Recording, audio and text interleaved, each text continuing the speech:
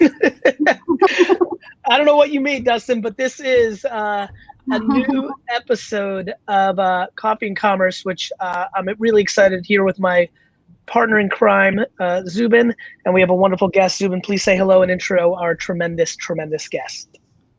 Good morning, good afternoon, good evening, everyone. Great to have Mona Kattan here, the global president of Huda Beauty. Thank you so much. Thank you, guys. I'm so happy to be here with you guys. Virtually. So Mona, why don't you tell everybody, why don't we spend the first 5 minutes creating the context of this show of what your journey, how we got here. Yeah, I mean, so I had a really interesting journey. I studied finance in university, and when I first graduated, I kind of took your kind of typical Middle Eastern career path of like fulfilling your parents' dreams of having, you know, a really stable career. So I went into banking. I got an investment banking job, and you know, I just found myself feeling very unfulfilled, and I really felt like I was always longing for more. And, you know, I only gave it about a year, and a year into it, I was just like, you know what? I spoke to my dad. I was like, look, I really know that you want me to be, you know, doing something that's very stable and assured, because my father had very humble beginnings. And for him, like seeing his children have like a very stable career path where he was guaranteed, you know, the very basics was very important to him. So when I went to him and I was just telling him like, you know what, Dad, I just can't do this anymore. I don't feel like this is for me. I need to try to do something of my own. I think I terrified him, and it was very challenging for my parents to accept. But I knew ultimately it was something that I really needed to do.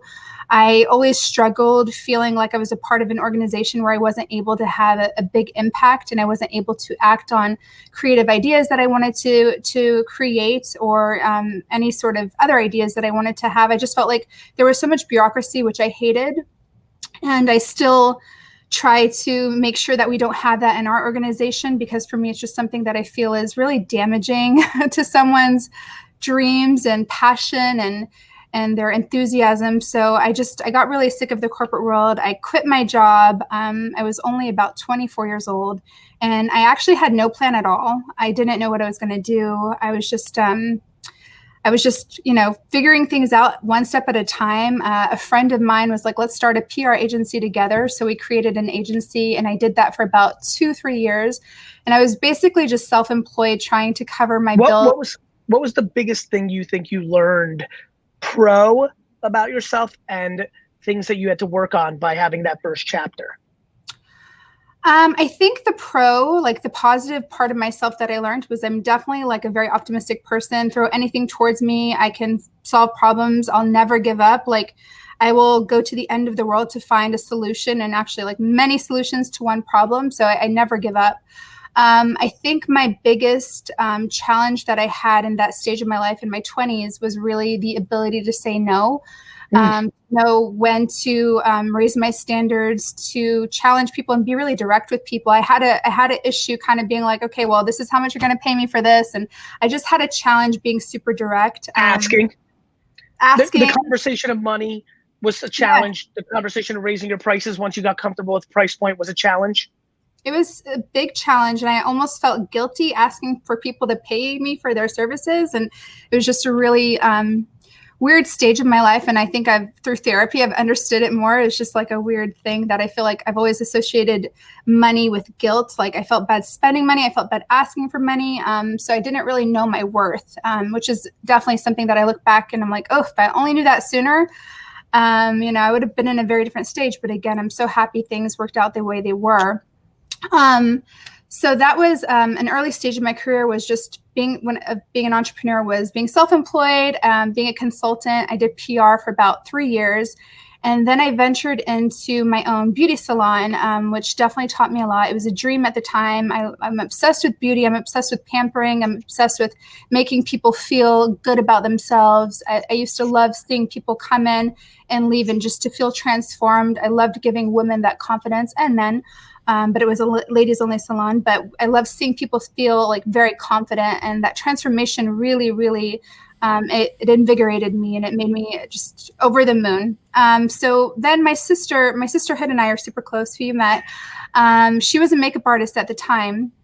And then I remember just thinking about it one day because I'd see her so passionate, and she was doing so many great things with just her makeup artistry. And I remember a lot of my friends were actually her clients, and they'd always come to me and they'd be like, wow, I really want to get your sister's lashes. Like, where do you sell them? And I kept having to tell them, like, sorry, we don't sell them. These are ones that she creates by hand. She's cutting them up. She's creating lashes herself.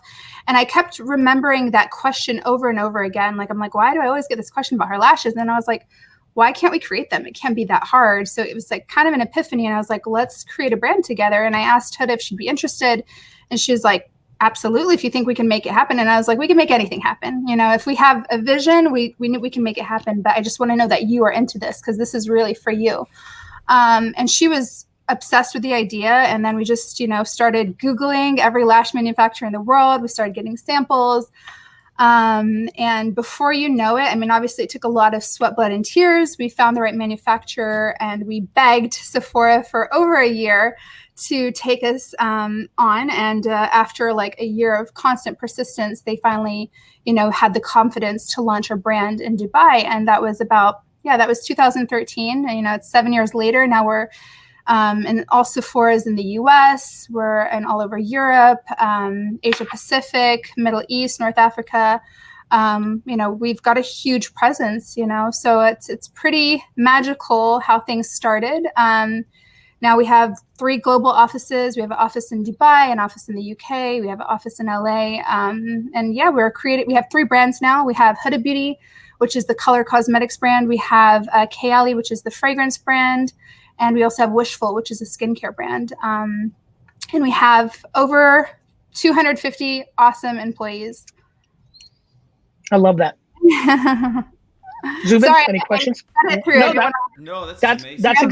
That's what everybody needed that's listening. So we need that. Yeah, thanks, Mona.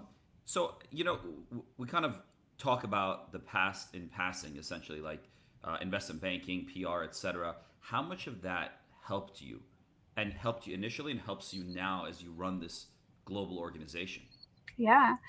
I mean, I think it was every single kind of experiment that I had. I mean, I was a serial entrepreneur, so I dabbled into so many different things. And I think every single bit of experience I had helped, because initially it was just Huda, myself, my sister Alia. For the first couple of years, it was just 3 of us. And then we finally had enough money to hire a PA. But essentially, I'm sorry to interrupt, because I think this will help a lot of people. And to be frank, I'm always 100% focused on who's watching and listening. What was the biggest challenge in working with family in that environment? Like I think so many people, I get asked a lot because I worked with my dad and I worked with my brother, and a lot of people really struggle with this. Yeah. Give me like 3 to 4 hot takes on things that you learned and continue to learn in family life, because now you're adding another sister. So I'm like, okay, you really lived it. What was the hardest, and what's something you're collectively so much better at today than you were years ago? Well, when we first started, I used to struggle a lot with my sister Huda, because we have like polar opposite personalities. And I would just always disagree with her. We're really close in age, we're about 18 months apart. So like if she'd say, the sky was blue, I'd be like, it's off blue or whatever. Like we'd always like argue with each other, and we'd waste a lot of time just kind of like deciding who was right. And I think a lot of it had to do with ego and trying to prove who knows more or whatever. But when I really started to appreciate the differences that we have, between herself and even my sister Alia, and even Huda's husband Chris, who joined us after a couple of years, when I really started to appreciate how they were different to me and try to see things from their point of view, it really gave me a lot of perspective, and it gave all of us perspective. And I think that we all made collectively better decisions because we were thinking from a very different perspective. So I think really like drop your ego. Doesn't matter who's right. You all have to like work towards a vision. You all want to succeed, and make it something much larger than yourself. Like for us initially, I think when we first launched the brand, it was about solving a problem. There's no great lashes in the market. It was a challenge. It was exciting. But I think after 3-4 years, and I think really after we got our evaluation and we got our investors on board and we had the opportunity to sell the company for over $1 billion. And after that stage, it became like when we declined the offer, we were like, okay, this is so much more than the money. Now this is like about deep, meaningful, issues we want to solve together, about changing the world as much as we possibly can together, about disrupting the industry, and also creating an incredible company for people to have their dream jobs that we never had. So yeah, I think just appreciating each other and learning from each other and having no ego and communicating better. I think I personally used to struggle a lot with communication. If I was upset, I'd be kind of passive aggressive. And now I'm not. I'm like, now as soon as somebody makes me a little bit upset, I make a note. So I make sure to go back to it later and I don't forget it or shove it under the rug and then explode on them later and upset them. I think a lot of the things I think a lot of the things that I've learned is really a lot to do with psychology. I think get a good therapist. Interpersonal skills. I mean, running a business is about the people. 100%. 100%. I mean, the reason I bought Zubin's company over the other companies that I could have looked at was my belief in how he manages humans. Yeah. And who he is as a human. It's everything. Zubin? Yeah, no, I appreciate that. Mona, talk to us a little bit about your go-to-market strategy, because you were, as you mentioned, you begged Sephora to get in. You finally got into Sephora in Dubai. Talk us through that path all the way through basically having the online experience you have right now. And let's kind of talk a little bit about that and go down that alley of being an omni-channel brand, selling online, selling in retail. How did all that happen, and where are you now? So I think, again, we're so lucky that things happened the way they did. We had a blog before we actually launched the brand. So Huda had hudabeauty.com way before we even had the thought of creating a brand. So we had the audience already there. It was kind of like a dream come true for any sort of business. So we had an audience who was ready for the product that we were going to launch. And they were watching closely. And we started off very small. We launched, we launched in one door. We launched in Sephora Dubai Mall, which I think was a great thing because we focused, we drove all the traffic. That's, by the way, on the record, because I've been to that Dubai Mall, just for everybody around the world, that's one big fucking door. It is one door, but it's like 800 doors in a lot of ways. Yes, it's huge. By the way, Zubin, I apologize, Mona. By the way, Zubin, everyone's completely freaking out in the comments that your volume's super low. So you fix that or they're going to continue to scorch you. There you go. There we go. No, not you, Mona. You're great. Go ahead. So we launched in Sephora Dubai Mall, one door. We drove all the traffic there. And I think in retrospect, that was a great strategy. We built up crazy demand. We were constantly dealing with stock issues because we, of course, didn't know how to forecast. We had no idea what kind of demand there would be. But that went on for about 6 months to a year. And then we expanded to all of the Middle East Sephora doors. And then it was about another year and a half, we launched in Harrods in the UK. So that was our first, door out of the region. And we were continuously begging for Sephora US to take the brand. And it took a very, very long time. Initially they were like, okay, you're a lash brand out of the Middle East. Why do you think you're going to have a demand in the United States? But I really think it was the power of social media that they underestimated at the time, because I think that was still before the time of people seeing these explosive social media brands really take off. And when we launched in the US, they were really shocked by the amount of demand that we had there. And, in all honesty, we just kept growing our page, and it was just a natural thing. The more we grew, the more we expanded, the more our audience and our community grew. And we were able to go pretty much global. I mean, we're in all areas except Africa, certain parts of Africa and South America, but we have a very big global presence in such a short time in comparison to all the legacy brands and, that had taken basically decades to build themselves. I think it was really through the power of social media. And from that beginning, that you had the hudabeauty.com blog, at what point did you start actually selling product online after being in Sephora?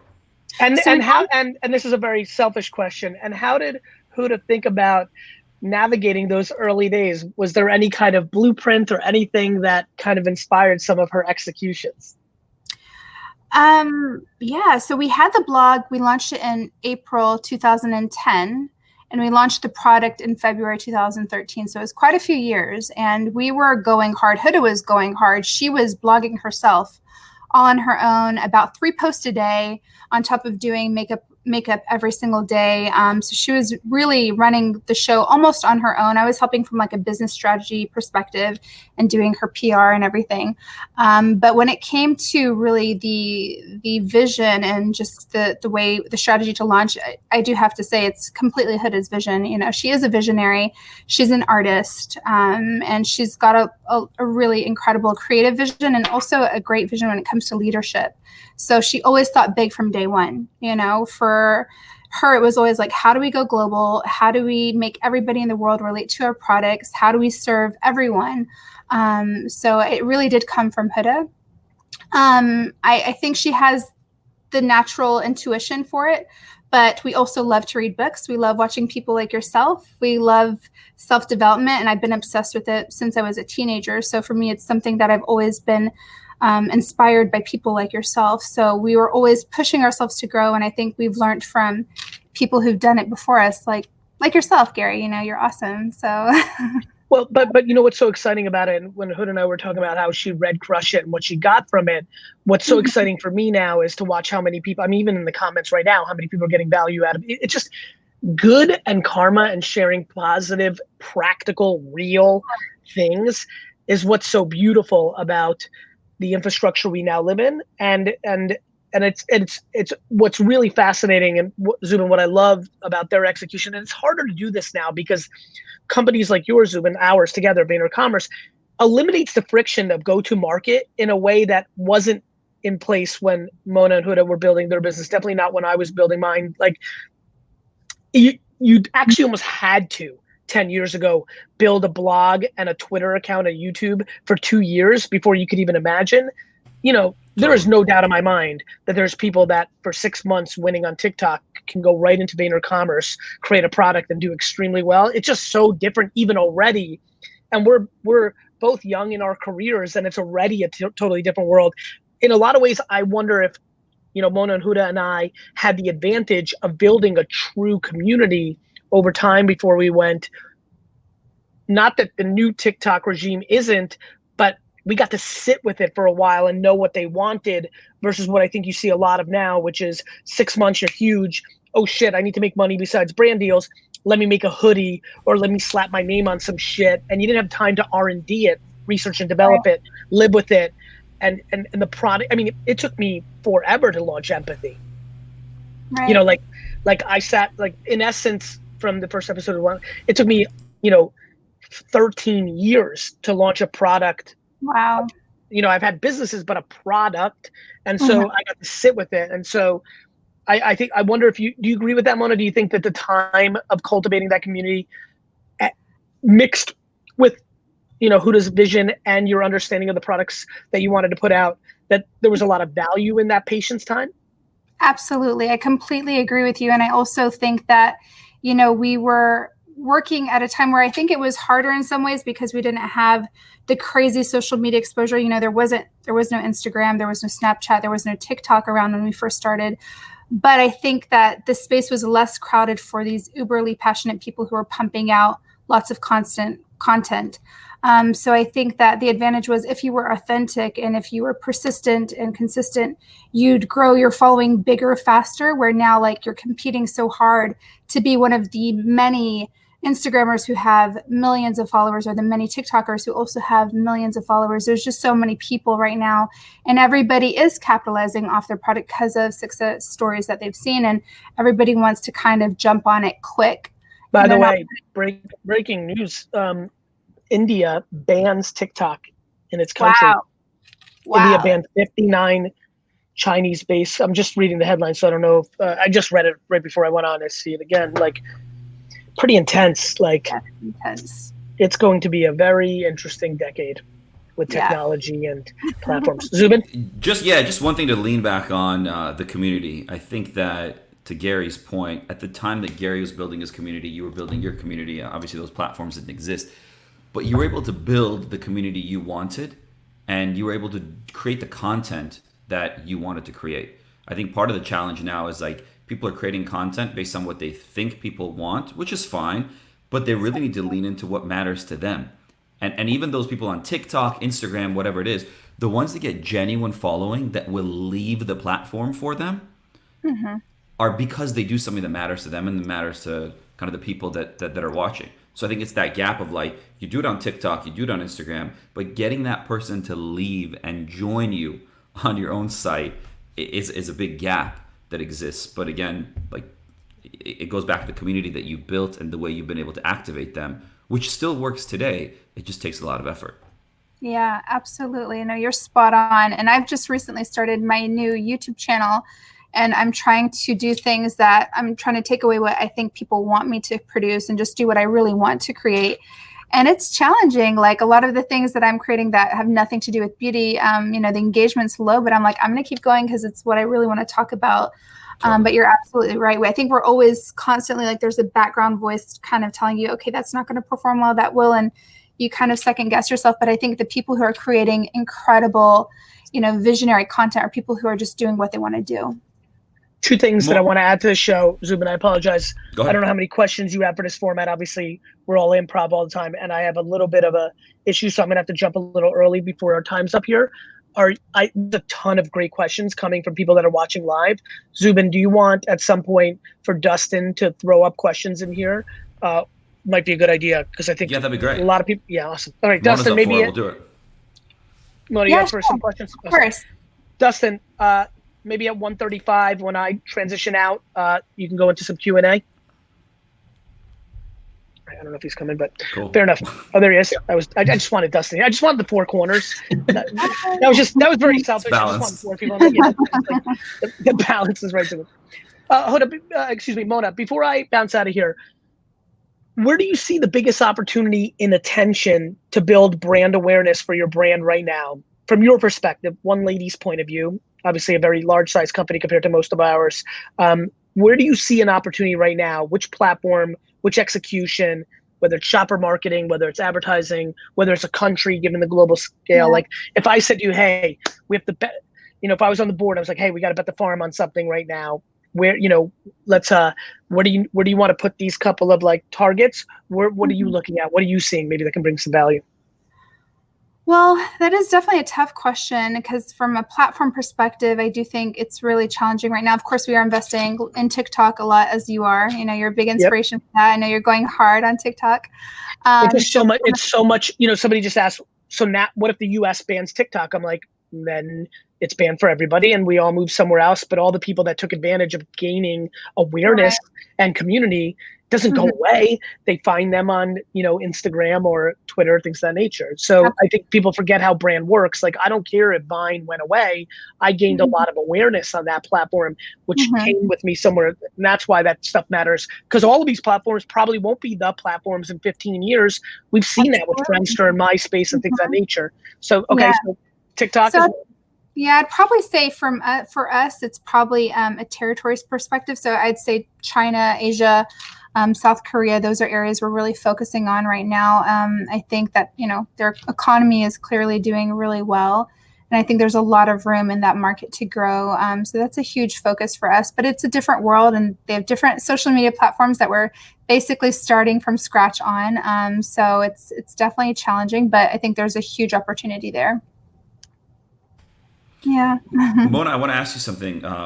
So what we've seen, obviously, retail online.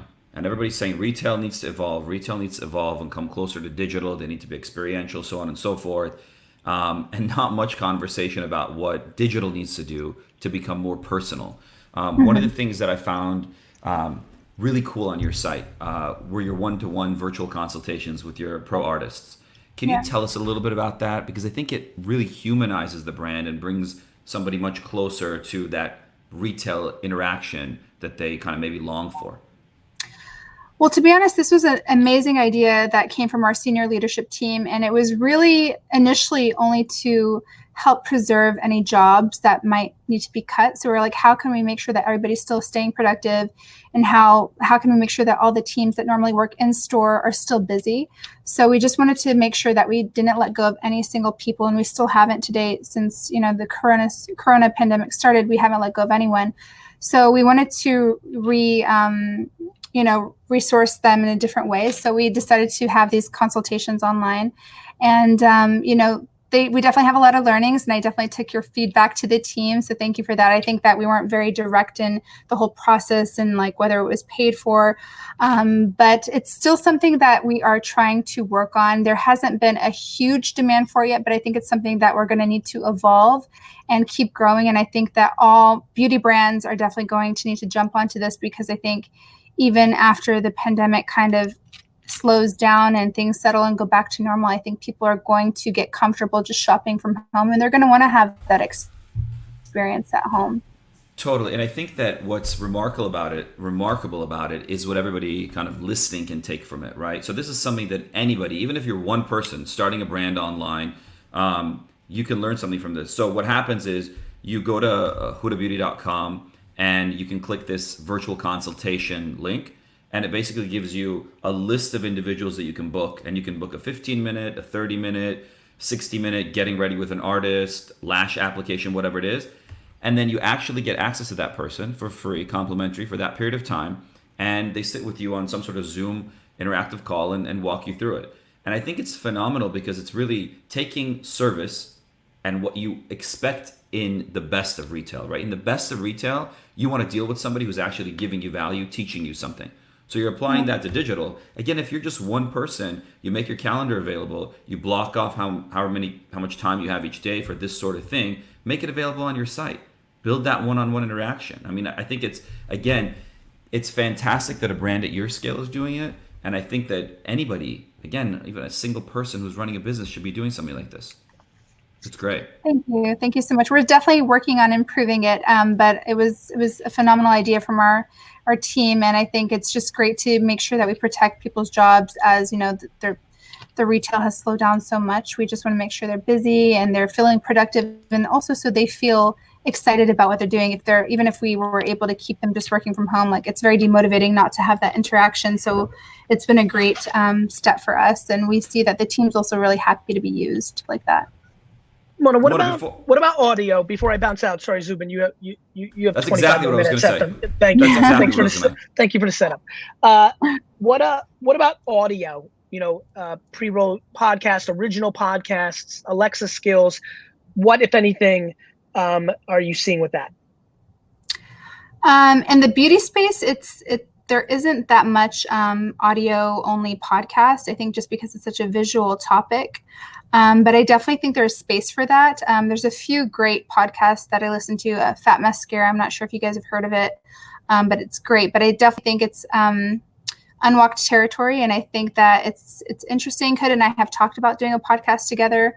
And I'd love to. I don't know if it would necessarily be on beauty particularly. I'd like to explore other topics, but it's not very popular in the beauty space. I think it's just a super visual community, and you know, all the platforms that are attractive to beauty are pretty visual. Instagram is probably the number one performing platform for beauty still.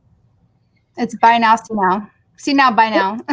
What about the how much do you think about customizable landing pages at scale from content where the conversion may be greater because of the context of the landing page to, you know, the ad that's come in, kind of the dynamic web kind of thoughts? Any thoughts about that? Is it something of a focus? Just curious. Yeah, we are testing different experiences for different users to see if there are any differences. But to be super honest, I'm just going to be very transparent. We never really had our e-commerce in the forefront until recently, only because we really didn't have a team until recently. It's only been about almost 2 years since we've had a proper e-com team. So we're really building it up now, and we were just so busy just keeping the business together that it wasn't a priority. But now, post pandemic, it's really become a huge priority for us, because we realized like you can't always rely on retailers, and you really do want to try to own that customer relationship. So it's become very, very important, and we're working on making it a more customized experience. Yeah, love it. I'm going to leave it at that. I've just been reading so many of the comments. I think there's so much good stuff coming. It's great to see you again. Zubin, take it away. Thanks for having me. Everybody keep watching. Thank you so much. Thank you, Gary. See you, Gary. Okay, let's do this, Mona. Dustin, feel free to drop in questions, and then we will share Mona's wisdom with everyone. You're so sweet. Mona, what are you? What is your? Talk about your YouTube a little bit while the questions come in, and your podcast Oh, and whatnot. sure. Yeah, so I just started my YouTube channel in February, and it's been something that I think I've been putting off for a very long time, only because I wasn't sure of the direction I wanted to take it into. And I was like, I'm not a makeup artist, I'm not a beauty guru. I like business and I do love beauty, but I'm not like a professional. So I didn't feel comfortable putting myself in that box. And then I'm also like a perfume lover. I'm a perfume addict, and I've worked on creating the brand, the fragrance brand we have. But I didn't feel good putting myself in that box either. So I kept kind of pushing myself around, and I was like, I don't want to fit into a box. And then I was like, you know what? Why am I trying to put myself in a box when I tell everybody else not to? And I was like, let me just create my channel. I'm going to create content about things that I care about, and it doesn't have to be one particular topic. And I'm just going to experiment and see how it goes. And it's really been something that's purely out of passion. It's not for any other reason. And I do want to go more into the direction of self-help and mental health and things that are going to help motivate people and help people. I think that I feel like, I've had great fulfillment from business, but now I want to fulfill myself from like a very personal perspective and like a higher meaning perspective. So that's the Totally. main reason behind my channel. But I think if Gary's any indication, I mean, you see in the comments, you see how much engagement he gets all over. It's not just Yeah. one topic. I mean, he's just Right. super broad, and he talks about everything. He Mhm. talks about life, personal development, this, Yeah. that, the other. And I think you've got a lot to share. And maybe don't worry about having to focus on one area or another. Just talk Yeah. about what you know and what you are passionate about, Yeah. and it'll come. I mean, we're all figuring it out, right? Like I have the Yeah. same problem. I go on Twitter and I'm like, okay, I don't really just want to tweet about e-commerce. I want to tweet about this, that, the other. Like, what am I going to Right. focus on?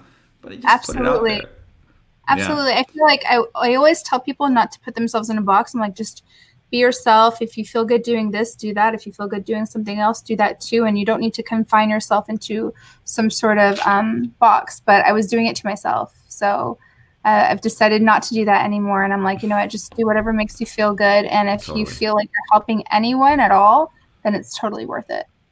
Love it. Okay, so first question, Mona. John Rodriguez asks, what do you see in the VR retail commerce space? I'd love to have a discussion about this. Thank you, John. Yeah, I mean, I definitely think there's a lot of room to grow in the VR retail commerce space. It's really challenging because I think with makeup, with color cosmetics, people do really want to feel and touch the product. For me as a fragrance lover, I do think that there's so much that we can do. Maybe we can share kind of like what a fragrance smells like in terms of like a picture, like if you smell a fragrance, you can smell sunshine, almost like a solar effect. You can smell brightness. You can smell the beach. So you could just paint that picture almost. But it is really challenging. I think we have to go and hone in on like the ASMR effect and kind of go full throttle. So like if you're sharing like an eyeshadow, kind of show how the textures are going to look. Let people hear it really loudly. Let them feel like they're there with you, like swatching it live. I think it depends on the industry. It's really hard. And if I'm honest, I don't think anyone's hit the nail on the head yet, especially in beauty. Totally, you're right. And I think that like over the last few years, I remember CES, maybe it was like 2 or 3 years ago, there were all of these mirrors that you could basically get for your home. Oh And yeah. then you could basically see what it looks like, different types of lipstick, different kinds of eyeshadow, whatnot. But not everybody has access to that. And then there are filters and whatnot. But I think that to your point, it's more than just what it looks like on you. It's that Right. feeling that's missing Hmm. from like a VR perspective. Yeah. And to be super honest, like from everything that I've tried so far, I haven't found anything that actually reflects like true color or true texture. So I Sure. think it's still very, very challenging. And I think that this is my personal opinion. I think that people need to stop going hard onto VR and think about innovating samples. I think let's go back to basics and think about how do you actually get samples to be more affordable, to get them into the hands of more customers. I think that will probably have a better ROI in the beauty space anyway. I'm not talking about fashion or anything. But I think that we really need to go hard on giving customers a better experience with that. That's awesome. Just to go back to the previous question before this one, and then we'll get to Stacia's question. It was what marketing channels were the most effective for you, or what channels online were the most effective to building your community when you first started? I would definitely say Instagram really helped the brand explode. I think beforehand, when we had our blog, when we had Facebook, it was great. We had a great community. But when Instagram took off, I think it was really huge, especially for the beauty community, because I think they also took over a huge part of Instagram. I think that like 20% of Instagram photos are makeup tutorials and hair tutorials and nails. Wow. So it was really something that exploded on Instagram. And yeah, I definitely would say that it was the platform that really helped us skyrocket our growth. So Seish asks, do you believe in scaling up tiny niches that can carve into the beauty industry? So like lip products for darker skin tones, etc. I definitely think so. I mean, I'm all about niche brands, whether it be for color cosmetics or fragrance or skincare. I think that, there's a lot of people who are still very underserved. And I think that it would be great to try and scale to serve those people in different parts of the world. I think it's hard to scale niche brands because, of course, it's not as profitable when you're niche, but I think it's very meaningful. And I think the people who do end up buying your products and loving your products will be super loyal, and they'll be your biggest advocates because they were so underserved. So I definitely think it's worth exploring, and I think it should get the attention it deserves. Totally. Just one thing I want to add to that is the word scale is such an interesting concept because it really means something different to everybody. Somebody wants to scale something small and get it to 1 million in revenue a year. Somebody wants to get it to 100, 1 billion, whatever it is. So I think that, like, to answer Seish's question, as you mentioned, like, yeah, definitely do it. And then I think it's important for people to understand what it is they're looking to achieve. Like, what is your goal? And you can get to that point of scale, and you can have a great lifestyle, and you can have a great business, because it's not just about that top line revenue. It's also the lifestyle you want to have. To your earlier point about mental health, like, where do you want to be in your life? What makes you happy? And if it makes you happy to do that, and you can live the lifestyle you want to lead, then yeah, that's the right amount of scale for you. Anyway, Absolutely. just my 2 cents. I agree. And I think focus on the problem. Like if you're trying to serve, that sort of skin type Exactly. problem, like focus on finding all the people in the world that have that issue and solving it for them. And if you do that, you will naturally scale, so I think just make sure it's purposeful and all, the business will come. Entirely agree with you. So Gustavo Munoz Castro asks, how have you done differently due to the pandemic? Opportunities and challenges. Well, we definitely had to look at all of our launches that we had lined up for the year, and we had to be a little bit more strategic. We had to scale back on some of the launches and prioritize kind of what we call our A launches, and look at, moving back to 2021, our like C and D launches, and even canceling them because, we just have to make sure that whatever we do bet on, we bet big, and we that really focused. So that was definitely a big change for us. I think a huge part of it was also just working with our team and being able to stay in touch with them and make them feel appreciated, making them feel like they were in touch with us and we were all communicating well. I think we are very, we're a very loving company, and there's a lot of energy in the company. And as soon as you enter the office, everybody feels each other's presence. So to not have that was definitely challenging initially, but we've just mastered communicating on platforms like Teams, and also just reaching out to each other, calling each other more, and just, making sure that we are still connected, even though we are virtually connecting right now. And just making sure that people understand the main vision of the company. I think that it was a great time to really tell the company and also our community what we're really about. So it was a time that we just kept reinstating what is our vision, what is our mission, why are we here? Even if there was no business today, why are we still going to stand here and keep going? What do we want to do? And it really is to transform the industry. That's great. And I think that you mentioned earlier in terms of the opportunity. I mean, one of them was just the fact that you were able to take your employees that perhaps were in retail and bring them into the whole virtual consultation world.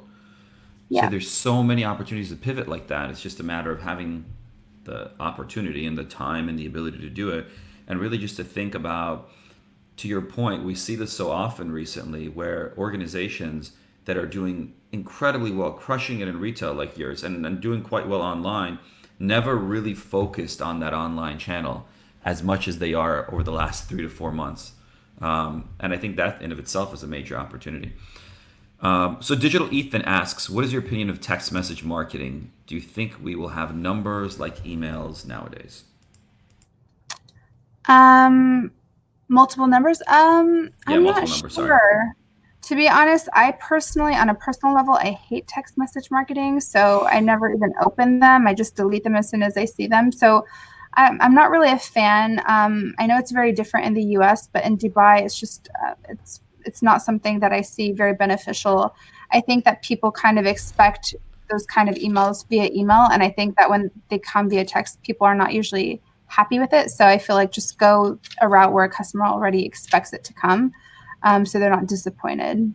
You know, I agree with you. It's about, yeah, if you're gonna come into their life in one of the most intimate ways, give them something meaningful. I think there are two examples of text message marketing that I appreciate. One is Gary's wine text.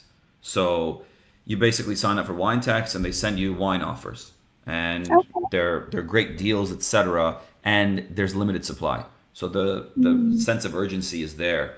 That works well. And then the other thing is getting notifications on shipping, or getting notifications on things that you've already purchased. So not like trying to upsell you or sell you, but rather just give you an update. I think those sorts of things make sense, but to your point, otherwise it gets cheesy.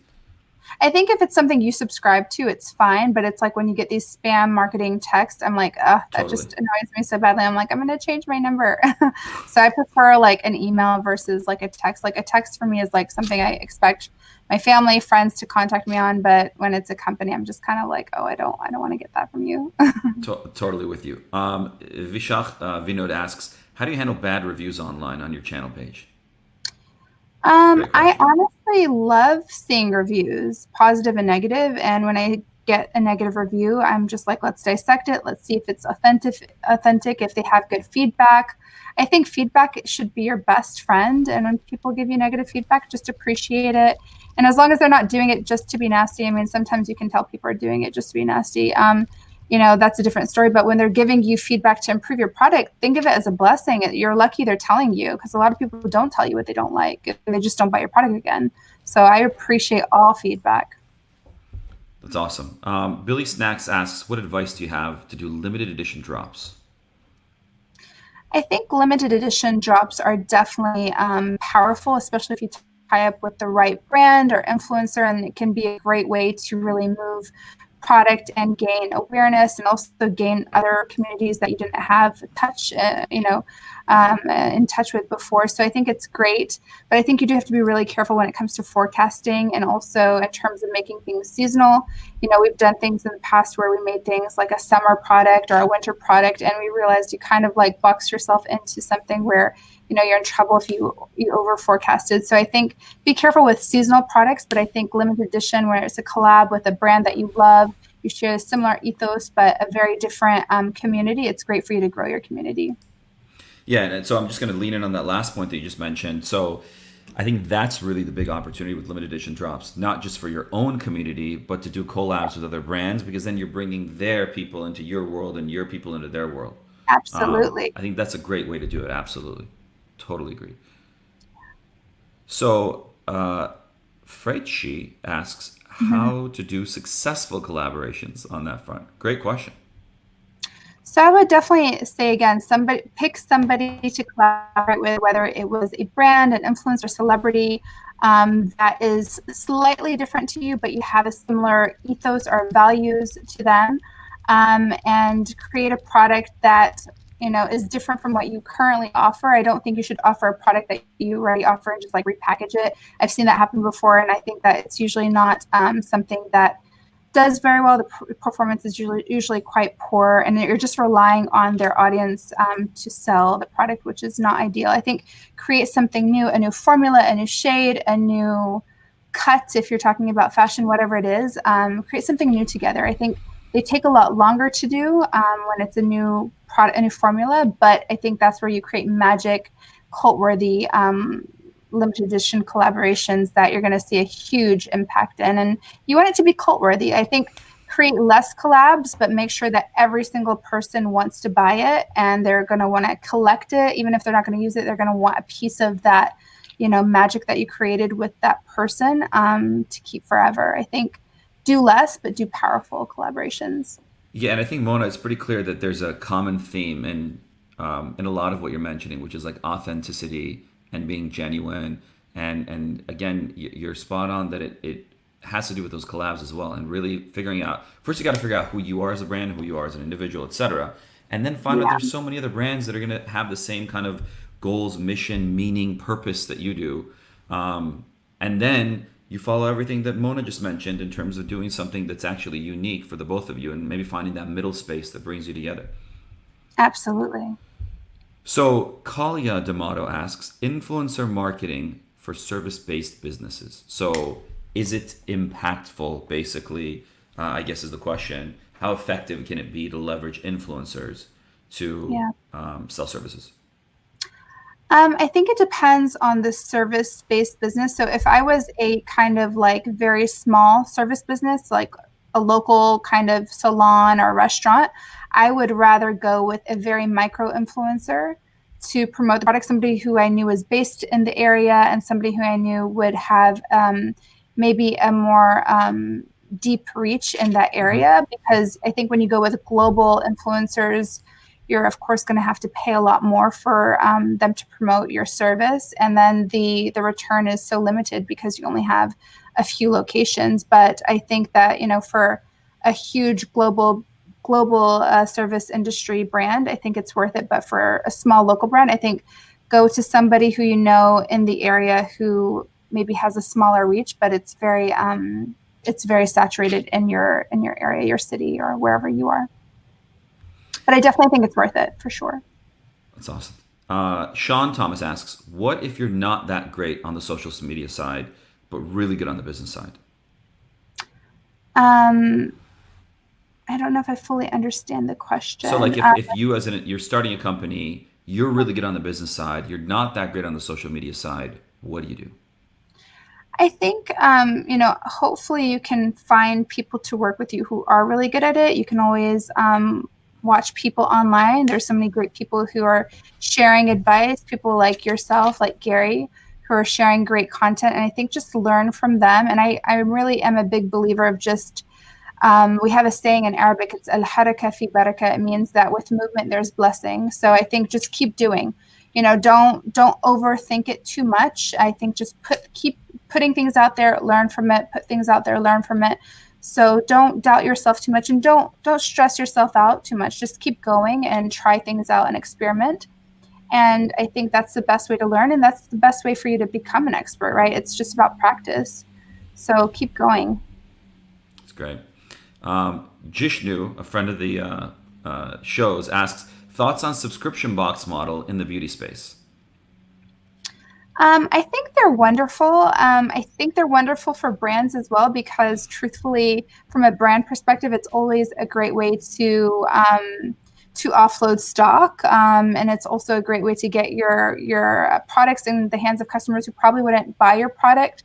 I think a lot of subscription box customers just love their subscriptions, and they're not as likely to go out and buy a huge bag from Sephora.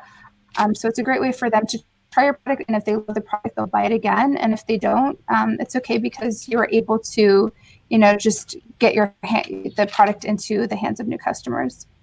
That's awesome. Dustin, let's get one more question from Mona. There are hundreds of questions there. Everybody loves you. The chat in the comments as well. So we'll have to have you back on just for a Q&A session.